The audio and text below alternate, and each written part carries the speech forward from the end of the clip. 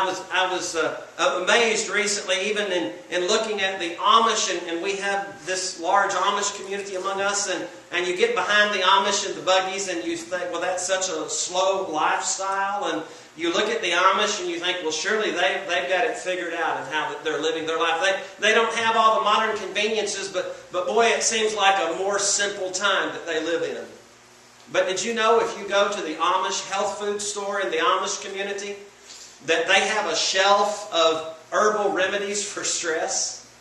I thought that, kind of ironic that the Amish even have stress in their life. Somebody that should be so laid back, everybody, it's inevitable that we all deal with stress. Stress is just a part of our modern culture. It's a part of life that we all deal with. Dr. Lawrence Peter, in talking about stress in an article that he had written, he said, America is a country that doesn't know where it's going, but is determined to set a speed record getting there. And then on the opposite of that quote by Dr. Peters, when he was talking about stress and how that we're always in such a hurry, Gandhi had a quote, and he said, there is more to life than increasing its speed. And I think we can all learn from that. God is the great physician. As Christians, we believe that. We believe that God is the great physician. We believe that God is all-powerful. We believe that God is able to take care of everything. And yet, in the Christian community, all of the surveys tell us that the Christian community, the Christian culture, has just as much stress, just as much stress-related diseases, just as much divorce rate, just as much trouble with teenage children as the rest of the world. Why? I think it's because we're not looking at what God tells us in the Bible and applying that to our lives on a daily basis. So we go back to what Isaiah is telling us here in chapter number 40. Isaiah, and he's talking about these applications, these principles that we can apply to our life, these things that we can do every day. First of all, I think if you've got a pen to jot it down here, there's three applications, three principles we can get from this passage of Scripture. First one is we should acknowledge the problem of stress.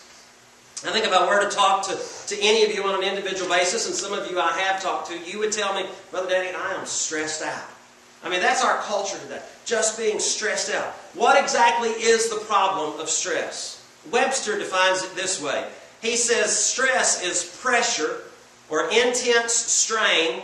He says stress is to subject oneself to external forces. And then I ran across this definition for stress that said, stress is initially the gap between the demands that are placed upon us in everyday life and the strength we have with which to encounter those demands. In other words, stress is when my ought-tos and my can-dos don't match up. What I ought to do and what I can do, those don't match up in life. And especially here at the holiday season. We find ourselves increasingly with more obligations, more places to go, more things to do, more things to buy. We find that our ought-tos just don't match up with our can-dos. And stress becomes a key problem. And so as we look here at what Isaiah is telling us, we can find some principles. First that we have to do is just acknowledge it's a problem. If you're going to get help for something, you've got to first admit you've got a problem. And so we have to admit stress is a problem. Prevention Magazine did a survey, and they found that almost 75% of the people that they surveyed said that they had great stress one day a week. 1 out of 3 indicated they felt that they had stress more than twice a week. And in the same survey, 55% said that they felt under great stress just on a weekly basis. It depends on our job. It depends upon our family life. Some people have more of a stress level than others, and some can handle it better than others. But Isaiah, as he's talking to God's people, he asks that question again that we as Christians, we as a Christian culture, we need to ask ourselves. Do you not know? Have you not heard? God is able. God is capable. God is able to take care of these problems that you'll face in life. So first of all, acknowledge that stress is a problem.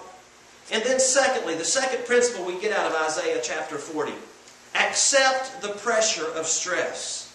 Stress is inevitable. It's going to happen in everyone's life. If you sit there and you say, well, I'm not experiencing stress right now, hang on, it'll come. I mean, it's something that, we all deal with it. If you're raising teenagers, you could probably tell me about stress, right? Constantly something going on in the home when we have teenagers. Job demands, or for many of us in our community that have lost our jobs. When the job goes away, you talk about the stress level going through the roof. Stress that we deal with. Each day we're continually faced with stress-producing situations. It could be the death of a loved one. It could be the death of a friend. It could be a divorce in the family. Stress hits us. I mean, we think we're going along and everything in life is good. And then all of a sudden, one phone call and the stress factor just goes through the roof.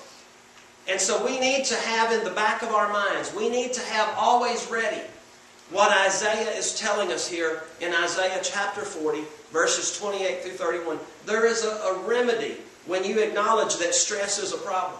And you accept that stress is a factor in life. Regardless of what kind of pressure you undergo, stress is a factor. Now, go to a doctor's office and you talk to a family doctor, and the doctor will tell you 75% of the cases that he sees are a result of stress related. Stress that has caused some kind of an illness, or stress that causes a nervousness, or stress that causes a depression.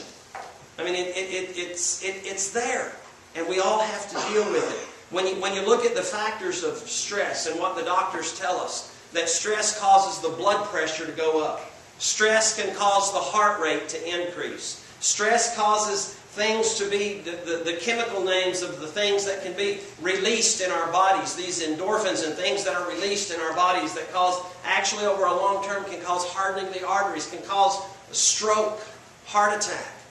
Cancer, a lot of times, even though there's other things that cause cancer, they say that stress is a leading cause that contributes to, or at least causes it to be worse when you endure something like cancer. The diseases that we see, all of the body is affected by stress. I was reading through an article and it was talking about stress, and I didn't realize I was that stressed, but it was talking about hair loss as a result of stress. And I thought, oh man, what stress can do. Stress, if you look at it, stress can cause the brain to experience depression. And people just wonder, why am I depressed? And it can be sometimes just because of the stress that we're under. Stress can cause insomnia. How many of you have had those nights when you lay down and you know morning is coming and you know you need to sleep but you can't sleep? Why?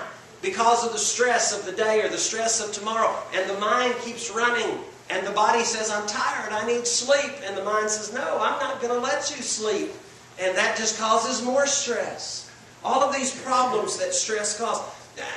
Mental problems that stress can cause. It causes physical problems. Doctors will tell us that. The mental problems, the mental pressure that stress causes. How many of you are like me? You walk into a room, you're real busy, you know you went into the room to get something, and as soon as you walk into the room, what did I walk in here for? You have no idea what you walked in there for.